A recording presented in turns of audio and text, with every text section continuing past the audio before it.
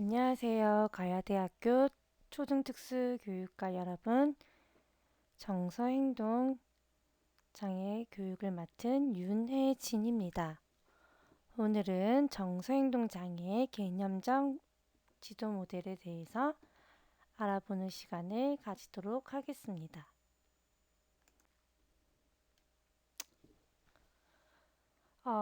이 장에서는 신체 생리적 모델과 정신역동적 그리고 행동주의적, 인지주의적, 생태학적 모델로 나누어서 살펴볼 수 있겠습니다. 정서행동 장애를 바라보는 견해나 모델은 우리가 얘기하는 색 안경과도 같습니다. 빨간 안경을 쓰면 세상이 모두 빨갛게 보이고 파란색 안경을 쓰면 세상이 모두 어떻게 보이겠죠? 파랗게 보이겠죠. 모델이나 이론은 복잡한 현상을 해석하고 분석하는데 매우 유용하게 쓰이지만 우리가 정서, 행동 장애를 설명하기 위해 특정 모델을 취하면 다른 모델이 제시하는 측면을 간과하기 쉬운 단점이 발생합니다. 최근 정서 행동 장애에서는 아동기와 청소년기, 그리고 성인기로 나눠 나타나는 정서 행동 문제를 여러 모델로 통합하여 설명하려는 시도가 나타나고 있습니다. 이렇듯 각 모델별로의 중요성도 있겠지만 그 모델에서 놓치기 쉬운 부분을 다른 모델과 함께 통합하여 살펴보는 게 중요한데요. 먼저 이번 교시에는 신체 생리적 모델과 정신 역동적 모델에 대해서 기본적인 견해, 요인, 그리고 진단 평가에 대해서 살펴보도록 하겠습니다.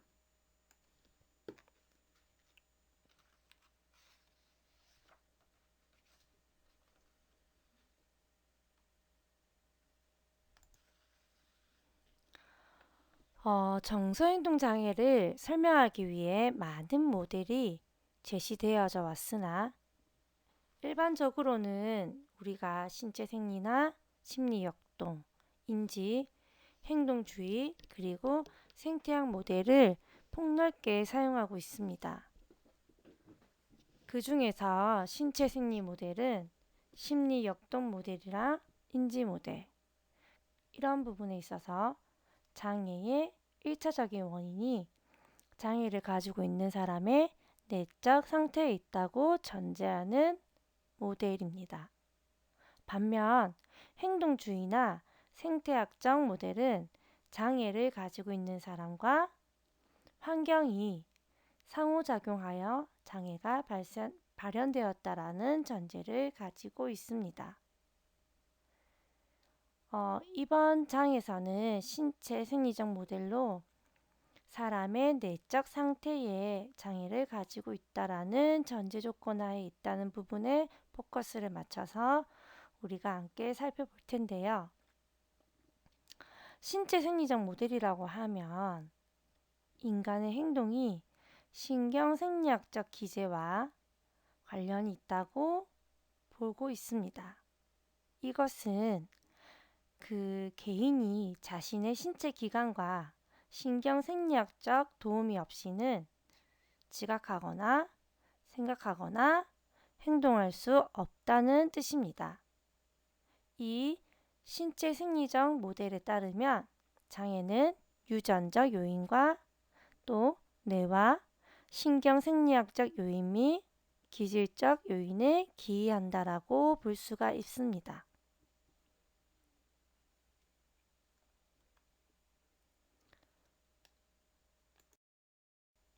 그렇다면 우리가 신체 생리적 모델에서 기본적인 요인과 또 원인과 발달에 대해서 알아보아야 되는데요. 첫 번째로 유전적 요인입니다. 우리는 살아가며 환경과 상호작용하고 또 환경을 조작하는 기본 능력을 습득할 수 있고 주변 세상에 대한 정보를 받아들여서 처리하며 의사소통하고 지내고 사회적 유대감을 형성하도록 유전적으로 프로그램화되어 있습니다. 이것으로 사람은 다른 동물과 다르게 사회적 동물이다 라고 표현하기도 하는데요.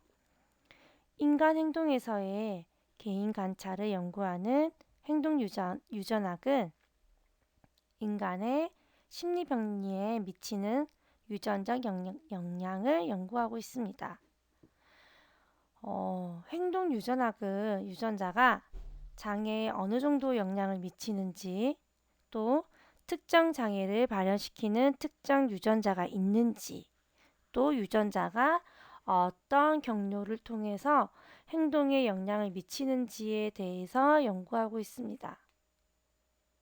이렇듯 우리 개인이 유전적으로 타고난 것을 유전형이라고 하고, 눈에 보이는 특성으로 나타내는 것을 뭐라고 하죠? 표현형이라고 합니다. 행동유전학에서는 유전형이 어떤 경로를 거쳐 표현형으로 나타나는가를 연구하는 것이죠. 인간을 대상으로 하는 유전학적 연구 방법에는 가족 유전 연구, 쌍생아, 그리고 입양 유전 연구로 구성되어져 있습니다. 첫 번째로 가족 유전 연구에 따르면 어떡하죠? 제1급 친족, 그러니까 부모, 자녀, 형제, 그리고 이란성 쌍생아의 평균 유전적 연관성이 50%이고 제2급 친족에 해당하는 어머니 또는 아버지만 같은 형제자매 유전적 연관성은 25%로 볼 수 있습니다. 그리고 제3급 친족에 해당하는 사촌의 유전적 연관성은 12.5%로 나타나고 있습니다. 그렇다면 어떤 특성이 발현하는데 유전적 영향이 있다는 것을 유전적 연관성이 높은 친족들에게서는 그 특징이 더 많이 발현될 수 있다는 것을 나타내는 것입니다. 우리가 예를 들어서 부모가 우울장애를 가지고 있을 경우에는 자녀가 유전적 영향을 받아 주요 우울장애가 나타낼 확률이 증가한다는 것이죠. 그리고 쌍생아 유전 연구에서도 유전자가 똑같은 일란성 쌍생아가 유전자가 50%만 같은 이란성 쌍생아를 비교했을 때에 어떠한 특성이 발현하는 데 있어가지고 훨씬 더 높은 발현이 나타날 수 있다는 것으로 예를 들어 일란성 쌍생아가 둘 다 정신분열에 걸릴 확률은 45%인데 반해 이란성 쌍생아가 둘 다 정신분열에 걸릴 확률은 17% 정도입니다. 이렇게 정신분열이나 인지과정에 대한 결함, 또 정서분열 등도 유전에 의해서 일반적인 취약성이 나타날 수 있다라는 것이 우리가 성인기보다는 아동기에 추적하는 데 중요한 역할을 하게 됩니다. 그리고 입양아 유전에서는 사실 입양아는 부모와의 유전적으로 같은 부분은 없어요. 하지만 입양아 유전 연구에 보면 유전과 환경의 복잡한 관계를 밝히는데 기여할 수 있어요. 우리 예를 들어서 입양아가 특정 장애를 나타낼 경우 입양한 가족의 친족에서보다 생물학적 가족의 친족에서 특정 장애 출현율이 높으며 유전자가 특정 장애를 발현하는 데 기여한다라고 추정할 수 있겠죠. 그리고 우리가 우울장애에 대한 유전과 환경의 영향을 밝히기 위해서 연구한 결과 유전적 연관성이 높은 형제자매에게서 우울장애 출현율이 높다는 것, 그리고 심각한 극단의 우울 증세는 유전적 연관이 전혀 없어도 같은 환경에서 스트레스를 경험하며 자란 형제자매에게 공통적으로 나타난다는 것을 밝힘으로써 우리가 입양아 유전 연구를 통해서 이런 주요한 부분을 밝힐 수가 있습니다. 이거를 우리가 이제 정리해서 말하자면 정서행동 장애의 원인은 가족 유전이나 상생아 그리고 입양아에서도 나타날 수 있다는 거죠. 하지만 아직까지 우리가 정서행동 장애의 각 다양한 하위 유형에 대한 영향은 특정 유전자가 영향을 끼치는지에 대해서는 명확하게 밝혀지지 않고 있다는 게 또 중요한 점 중 하나입니다. 그리고 우리가 생화학적, 신경학적 요인으로 뇌와 신경 생리학적 요인을 볼 수가 있습니다.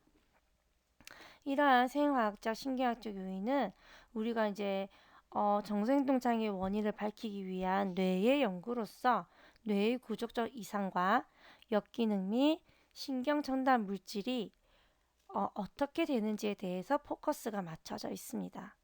인간의 중추신경계는 뇌와 척수로 구성이 되어져 있는데요. 대뇌는 좌우의 대뇌 방구로 나눠져 있으며 뇌량이라고 불리는 신경섬유 다발들이 좌뇌 뇌방구와 우대 뇌방구를 연결하고 있습니다. 그리고 전두엽은 복잡한 사고를 담당하며 6세, 10세 및 청소년기에 급격하게 발달하게 됩니다. 대뇌 변형계는 뇌실을 둘러싸는 부분으로 겉은 대뇌 피질로 덮여져 있고요. 대뇌 변계의 해마는 편도체, 시상하부 등을 포함하며 이러한 부분에서 정서, 기억, 뇌분비계와 같은 자율신경계를 통한 생물활동 충돌을 조절하고 있습니다. 실제로 대뇌 변형계에 전기 자극을 가하게 되면 화를 내거나 무서워하는 정동 반응이 일어나며 해마에 전기 자극을 가하며 쾌감의 정동이 일어나므로 대뇌 변형계를 정동뇌라고 부르기도 한다. 또 우리가 대뇌 변형계의 편도체 부분에서는 전기 자극을 가하며 핥거나 빠는 등의 본능적인 행동이 일어나기도 하는데요. 대뇌 변형계는 정동과 본능적 행동을 통합하는 시상하부를 조절하는데 대뇌 변형계에 충격이 가해져 시상하부의 기능이 항진되면 자율신경계를 거쳐 그 지배하에 내장 기능에 이상이 생기게 됩니다.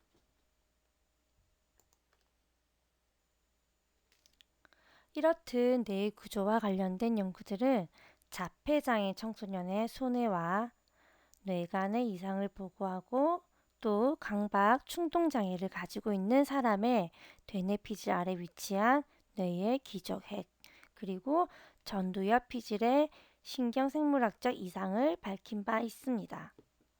또한 모든 연령의 정신분열증 환자의 뇌의 구조에 이상이 있으며 전두엽, 손해, 측두엽, 대뇌 변형계, 관내 등의 크기가 작아서 신경생리학적인 결함을 초래한다는 보고도 있습니다. 정신분열증 환자의 전두엽의 활동 수준이 낮다는 연구 결과와 일부 정신분열증 환자의 자율신경계의 반응 수준이 낮다는 연구 결과도 우리가 살펴볼 필요가 있습니다. 이렇게 현재까지 진행된 연구를 종합하여 보면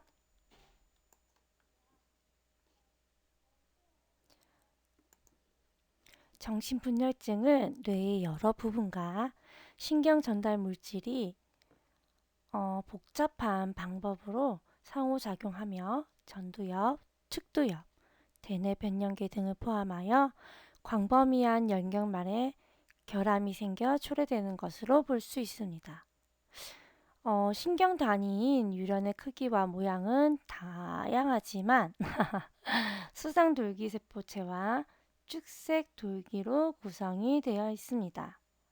이렇게 뉴런과 뉴런 사이의 의사소통은 신경세포와 신경세포 사이의 작은 틈인 시냅스에서 일어나는데요.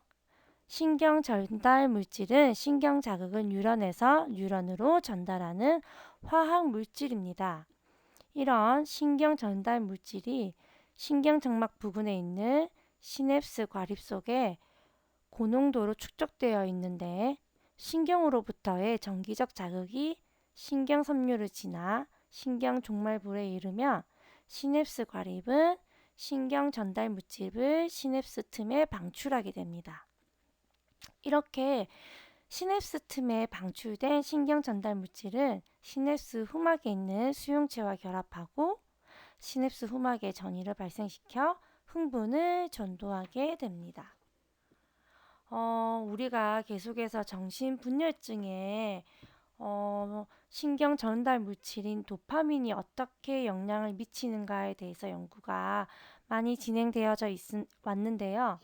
전두엽과 측두엽 부분과 관련이 있는 도파민과 또 신경 전달 체계 간의 불균형이 초래되면 정신분열이 발현될 수 있다라고 추정되고는 있지만 도파민이 정신분열에 어떠한 역할을 하는지에 대해서는 아직 밝혀지지 않고 있습니다. 우울장애의 생화학적 연구들은 노르에피네프린, 세로토닌, 아세틸콜린 등의 신경 전달 물질에 포커스가 맞춰져 있고요. 요즘의 연구에서는 단순히 신경 전달 물질의 양이 부적절하여 우울장애가 초래하는 것이 아닌 신경 전달 물질 체계와 또 수용기 간의 복잡한 상호작용에 따라 우울장애가 초래한다라고 주장하고 있습니다. 성인기 우울장애와 달리 청소년기 우울장애의 경우에는 코르티솔이라는 그런 호르몬이 과다하게 분비되는 반면에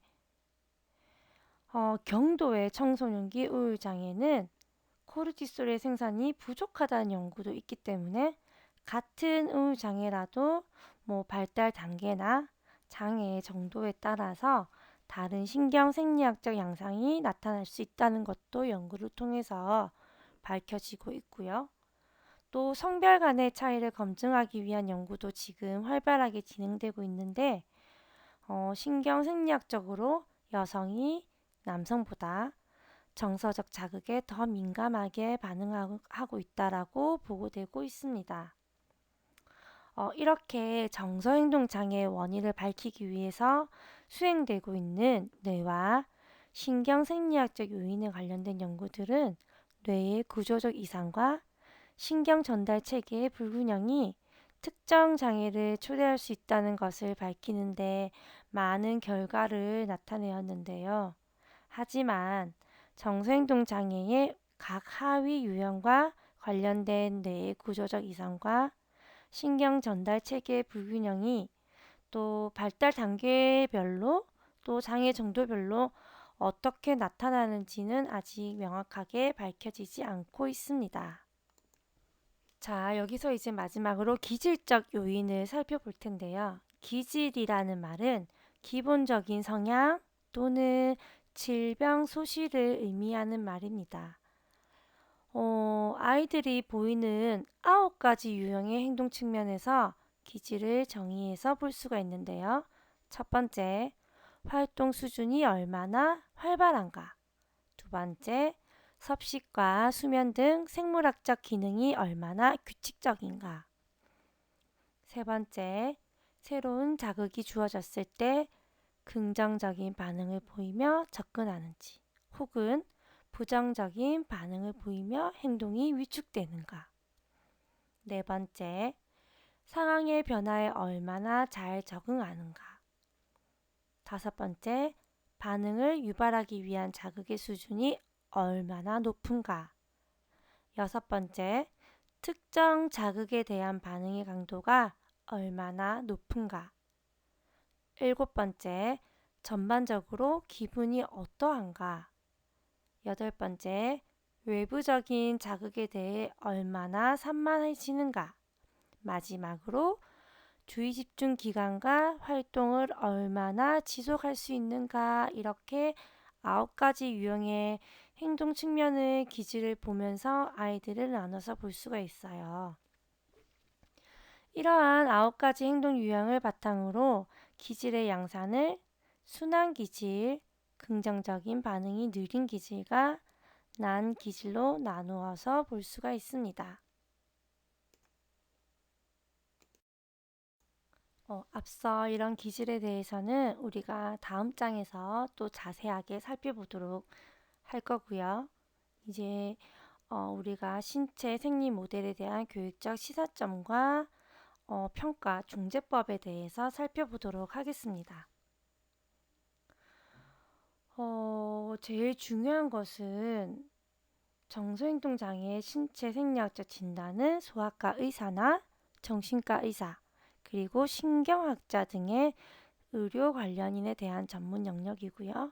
여기서는 발달과 신체적 기능 진단을 중심으로 살펴보는 게 주요 포인트입니다. 첫 번째로 발달력 조사로 발달사는 아동의 발달사에 관련된 정보로 주로 부모나 보호자, 의료기록부, 학생기록부 등으로부터 얻으며 정서행동장애를 진단하는 데 매우 중요한 정보를 제공할 수 있습니다. 따라서 아동의 성장과 발달에 영향을 미쳤을 가능성이 있는 발달 사례에 대한 정보를 우리가 어떻게 수집할 수 있는지 먼저 한번 살펴볼 건데요.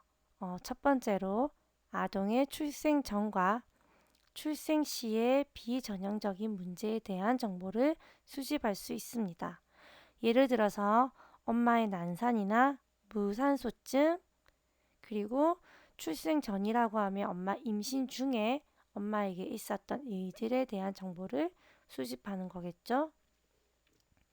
그리고 두 번째, 아동이 성장하면서 목 가누기, 앉기, 걷기, 말하기, 배변 훈련, 급식 훈련 등의 발달적 사건을 언제 시작하였는지, 또 얼마나 지속하고 있는지에 대해서 그 연령에 대한 정보를 수집하는 것입니다. 세 번째로 아동이 신체적으로 발달을 하며 뇌손상, 뇌막염이나 뇌염의 질병, 중독, 고열, 영양 실조에 따른 신경학적 손상이 있었는지, 또 급식과 섭식에 문제가 있었는지, 수면 장애가 있는지, 일반적인 활동 수준이 연령과 발달 수준에 적절한지에 대한 정보를 수집할 수 있습니다.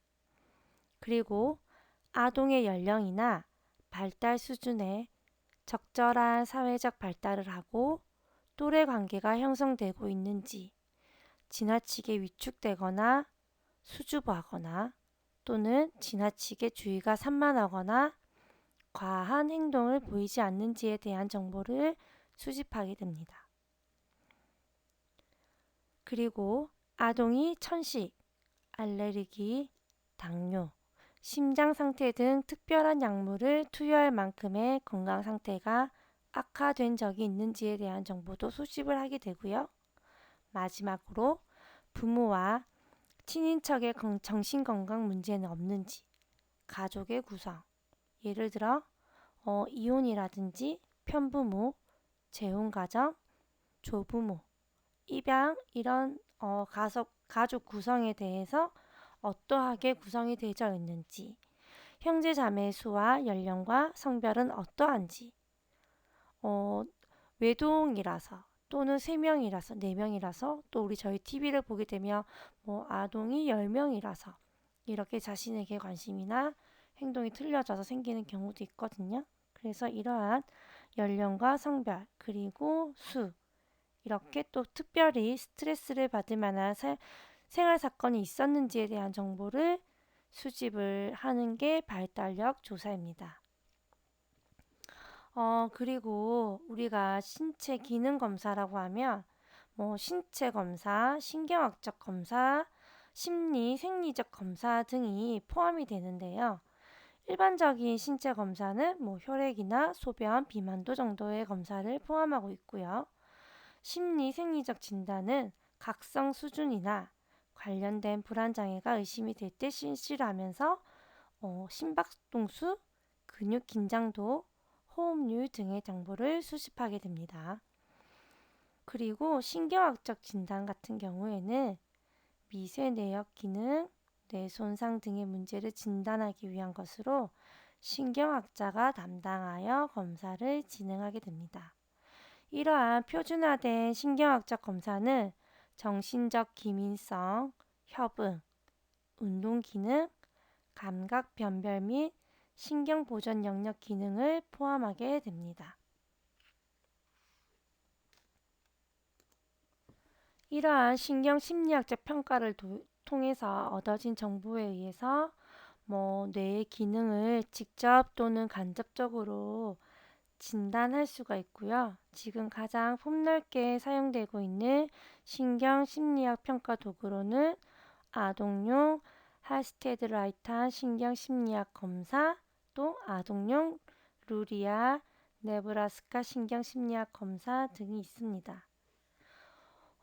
인지나 적용 능력을 평가하는 포괄적인 신경학적 검사인 할스테드 라이탄 검사는 언어, 비언어적 지능, 또 개념 형성, 표현 언어 및 수용 언어, 청지각, 시지각, 기억, 지각 운동 속도, 공간 관계 등에 관련된 하위 검사로 구성이 되어져 있고요.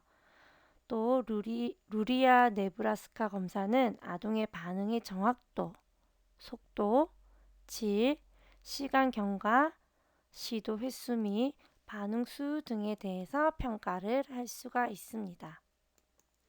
자, 그럼 신체 생리적 모델에 대한 중대법도 우리가 살펴볼 수가 있는데요. 중재법에서 가장 많이 사용되고 있는 부분은 아무래도 약물 치료와 식이요법이 많이 사용이 되고 있어요. 유전공학이라고 하면 사실 처음부터 가족력을 찾아서 그런 부분에 배제를 한다라고 하는데 그 부분에 있어서는 아직까지 많이 의학적인 발달이 필요한 부분이고 지금 많이 사용되고 있는 게 약물치료 식이요법인데 약물치료는 아동기와 청소년기에 다양한 정서 행동 장애를 중지하기 위해서 계속해서 사용이 되고 있어요. 이런 부분은 어떻게 되는 거죠? 주의 집중 장애를 위한 심리 자극제, 또 우울이나 불안 장애 같은 강박 충동 장애에 처방되는 프로작이나 졸로푸드와 같은 선택적 세로토닌 재흡수 억제제 이런 부분이 많이 사용되고 있어요. 하지만 부모들도 그렇고 이 약물에 의존하는 부분이 좋지 않다라고 요즘에 계속 밝혀지고 있음으로써 약물에 대해서는 계속해서 줄여나가는 게 필요하다라고 해서 효과 부작용을 함께 제시해서 선택할 수 있게 많이 하는데요. 이런 부분은 계속해서 의학적으로도 논쟁이 될 수 있는 부분이라고 생각이 돼요. 하지만 우리가 이 약물을 통해서 신경 전달 물질에 미치는 영향에 대해서도 자세히 알아야지만 약물 치료를 긍정적으로 받아들이고 또 부작용을 최소화할 수 있는데 이러한 부분에서 우리가 신경 전달 물질의 생산량을 변화시키고 축적을 방지하고 방출량에 대한 변화나 재흡수나 비활성에 대한 부분에 대한 방지, 그리고 수용기와 상호작용을 할 수 있다는 부분에 있어서의 긍정적인 면에서 아이들의 부작용에 대한 가능성이나 가족들의 견해도 고려해서 함께 사용이 되어야 된다고 생각이 됩니다. 일반적으로 가정의 수입이 높거나 부모의 학력이 높을수록 약물 치료가 많이 사용이 되고 있다라고 보고가 되지만 현재는 약물 치료보다는 행동 지원에 조금 더 포커스를 맞춰가고 있는 추세이기 때문에 또 이게 아동과 청소년에 대해서 효과나 안정성에 있어서 연구도 아직은 많이 부족한 부분이 있기 때문에 이런 약물 치료가 아동이 어떻게 학업의 기술이나 생활 기술을 높일 수 있는가 이런 부분에 있어가지고는 요구하는 부분이나 또 이 부분을 사용한 다른 교수를 어떻게 사용하느냐에 따라서 달라질 수 있다는 것을 알아야 된다고 생각합니다. 이거는 문제입니다. 여러분들이 보고 어떠한 모델을 바탕으로 하는지 한번 생각해 보시기 바랍니다.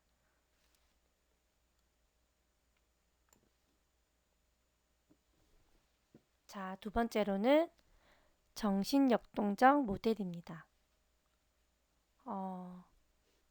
정신역동적 모델을 심리역동적 모델이라고도 하는데요. 이것은 아동이 정서적인 문제와 충족되지 않은 욕구 때문에 불안해한다는 것으로 근거를 하게 됩니다. 그래서 아동의 내적 갈등을 해결하여 건강한 심리적 기능을 촉진하고 발달하도록 돕는 게 목적이고요. 이러한 정신역동적 모델의 이론은 어떻죠? 프로이드 그리고 허니와 에릭 칼슨이 지지하는 정신분석적 견해와 매슬로우가 지지하는 인본주의적 견해가 많이 들어가 있습니다. 표현을 하고 있는 것입니다. 자, 그 다음에 나왔던 프로이드 학파에서는 성격 발달에 사회적, 문화적 영역을 추가하여 자아의 영역을 또 새롭게 개념화시켰어요. 여기서 보면 자아를 이드의 수동적인 영장이 아니라 자율적이고 고유한 에너지 원천을 보고 또 8단계의 심리사회적 발달 단계를 제안하게 됩니다. 이것은 프로이드가 생물학적 성적 본능에 초점을 맞춘 거에 비하면 에릭슨은 대인간 상호작용에 조금 더 포커스를 맞춰서 각 단계에서의 위기가 성공적으로 다뤄지지 않으면 그보다 낮은 단계의 행동을 지속적으로 나타나면서 각 단계의 위기 해결이 중요하다라고 이제 강조를 하고 있습니다. 자, 이제 인간 중심 이론으로 넘어가자요. 이거는 이제 우리가 20세기 중반에 시작이 되었고요. 자유의지나 총체주의, 또 개인적인 경험, 심리적 성장 및 자아 실현 등을 중요시한다는 면에서는 다른 이론과 또 다른 점을 가지고 있습니다. 이런 인간 중심 이론은 인간을 심리 분석 이론의 정신적 구조나 행동주의의 자극 반응에 단순화시켜 분석을 해서는 안 되고 인간의 고통을 있는 그대로 총체적으로 수용해야 된다는 인본주의적 접근을 주장하고 있습니다.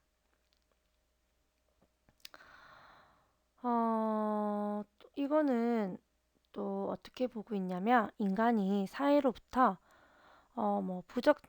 부정적인 경험이나 좌절을 피할 수 있다면 인간은 본능적으로 선하기 때문에 자신의 잠재력을 활성화시킬 수 있다라고 가정을 하고 있어요.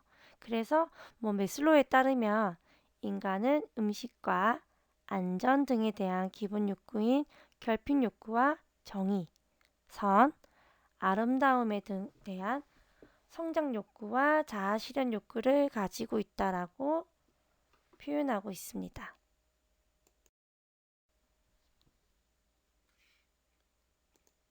자, 그럼 정신 역동적 모델의 원인에 대해서 지금까지 우리가 살펴봤는데요. 또 여기에 따른 진단과 평가, 중재에 대해서 알아봐야겠죠. 중재법이나 진단에 있어서 제일 많이 보는 법이 투사, 자기보고식, 인물학, 문장 완성 검사 등이 있어요. 여기서 투사적 기법은 중성적 또는 불분명한 자극이 주어졌을 때 사람은 어떡하죠? 자극에 대하여 자신의 의식적 느낌과 무의식적인 느낌을 투사를 한다는 거에서 시작을 합니다.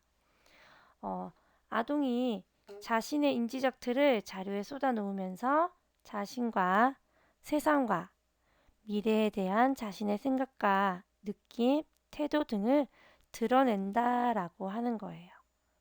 그래서 가장 일반적으로 사용되는 투사법은 로샤 잉크 반전 검사, 아동 통각 검사, 문장 완성 및 인물화 검사 등이 있습니다.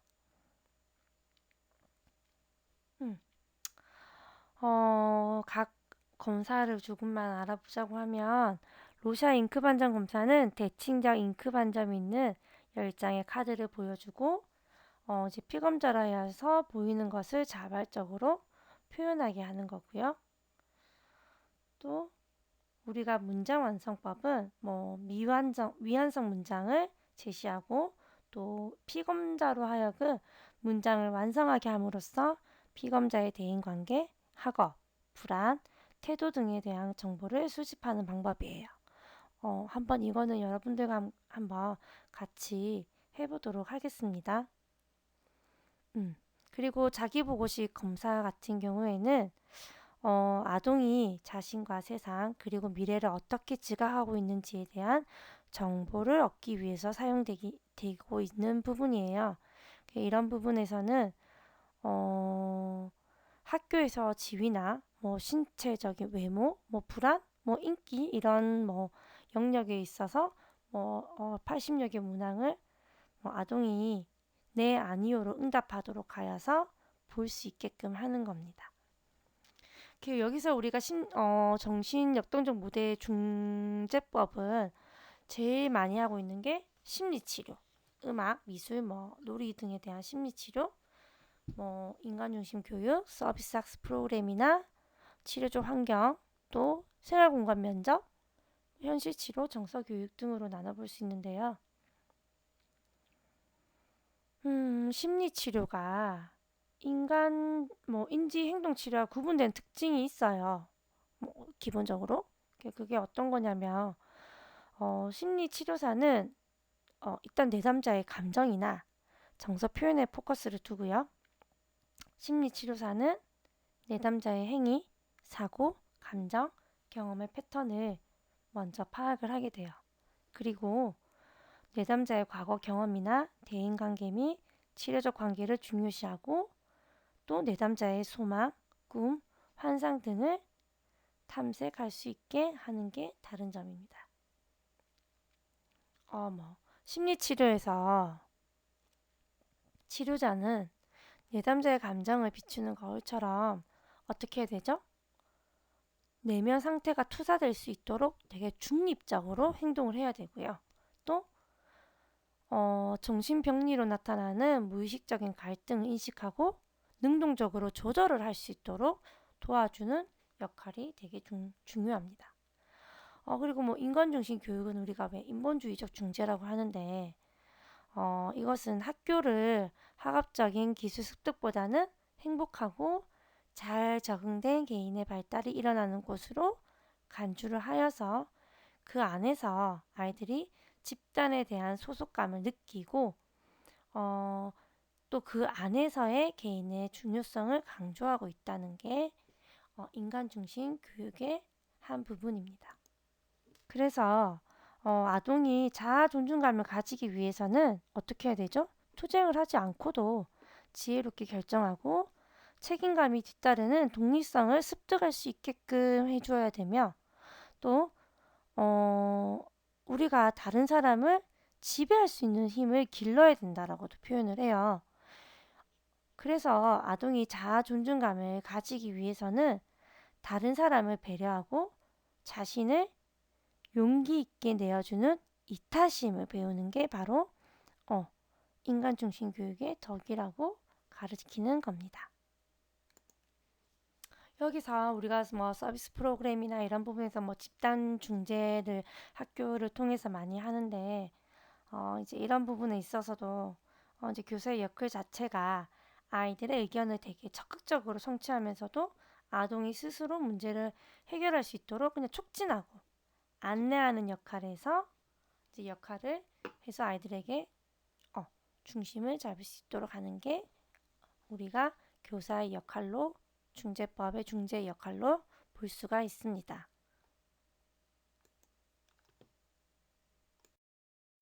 자, 앞서 말했던 문장 완성 검사입니다. 여러분들이 한번 완성해 보기를 바랍니다.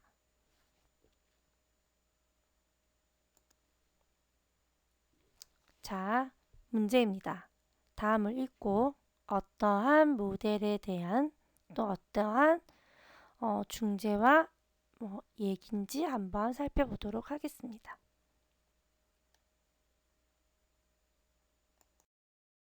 자, 이번 장에서는 정서행동 장애를 바라보는 신체 생리 모델과 정신역동 모델에 대해서 살펴보았습니다.